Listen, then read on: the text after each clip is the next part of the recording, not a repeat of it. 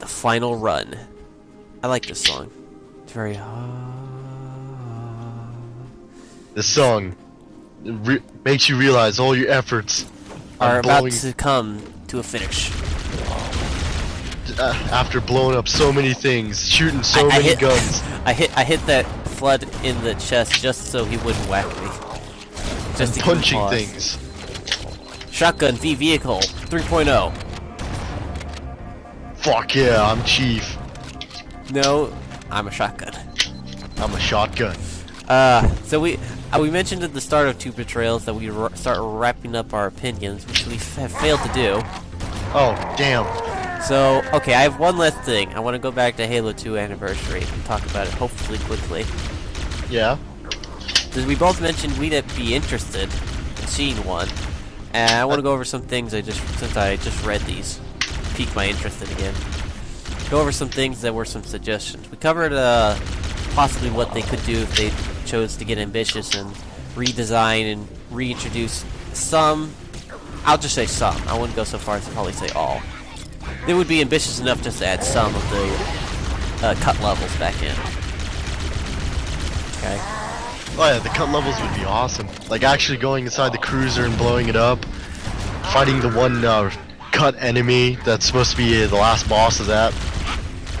Okay. And, but what the more likely solution for something they would add in, Is just like... if they do a remake, it would be what they did here. They'd add in terminals. Ah. The question being, what do you think the terminals would cover? Here they went more into pretty much how 343 became a demented lunatic, which was probably good. It really did reinforce. It also helped some of their questionable retcons or personality conflictions on why 343 seems to be saying all the weird things he says. Yeah, 2 more rocket flood. You know what, I think the Halo 2 terminals, they'd, remember that one heretic from, Halo 2? The one Oh yeah, the the heretic leader. I think they gave him a name, I don't remember what. I think it's like Risa Sasume or something.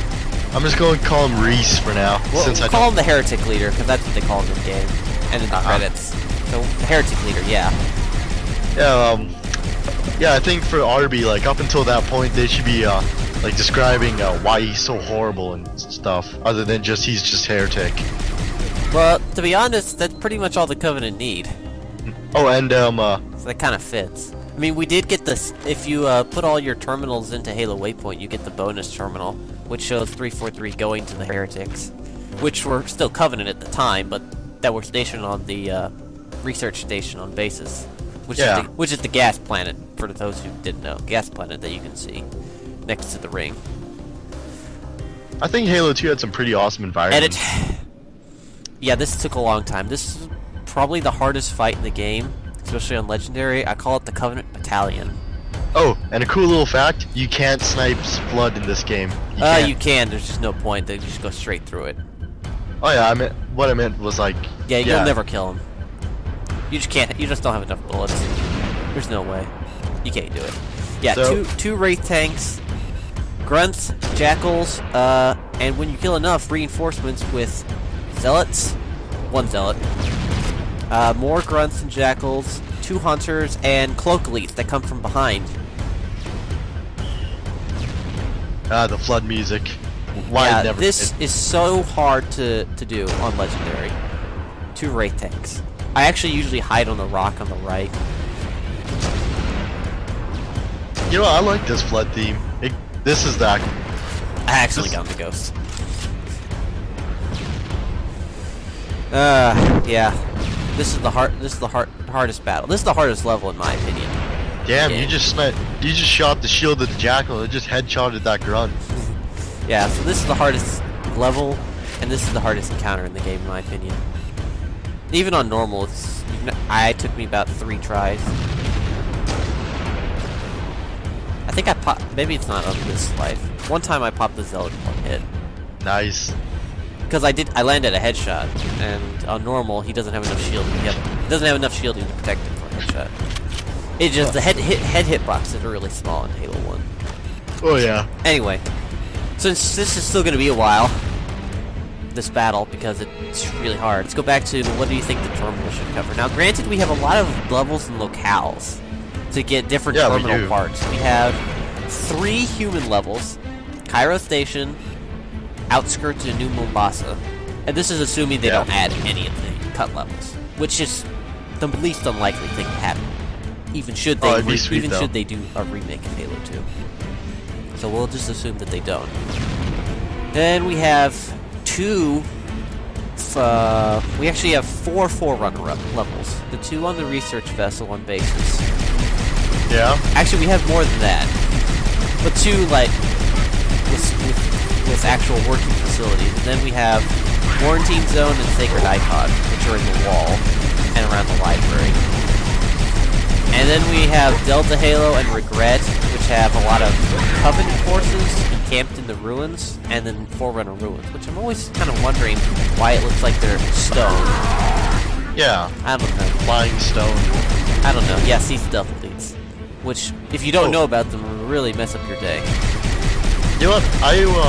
For the terminals, for the human levels, like when you're in New Mombasa, it should be like, you remember Sadie from, yeah, that was their terminal story in, ODST. Yeah, it'd be sweet if they expanded on that. And, I don't know if they could really do much in just 3 parts, and it would kind of conflict. It would, but I think it'd be more interesting to just cover Some people suggested that it'd be more interesting to do a lot more about Earth's fight. yeah, like what everyone's what's going through their heads. Like because to be honest, the invasion of Earth is it's only in a couple of instances, ODST being the most frequent of which, where it's portrayed as being this really horrific and traumatic event.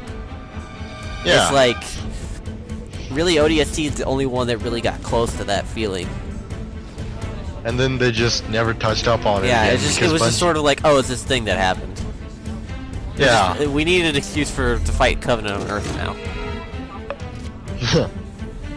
But yeah, I mean, really, if you think about it, the Covenant invasion of Earth should have been one of the biggest things in the franchise, but it was really just an excuse to get the plot moving.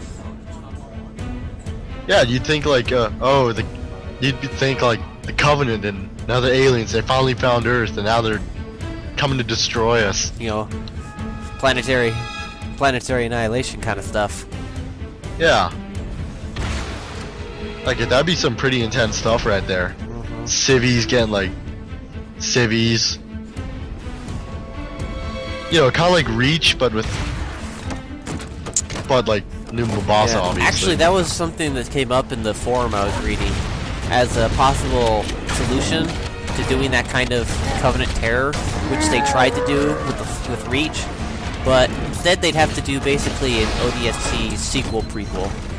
I call that because they'd probably call it ODST 2 or something along that line, but it would actually take place before. They suggested possibly going back and even though it's been in a book, doing the Harvest, which they've done in other works, but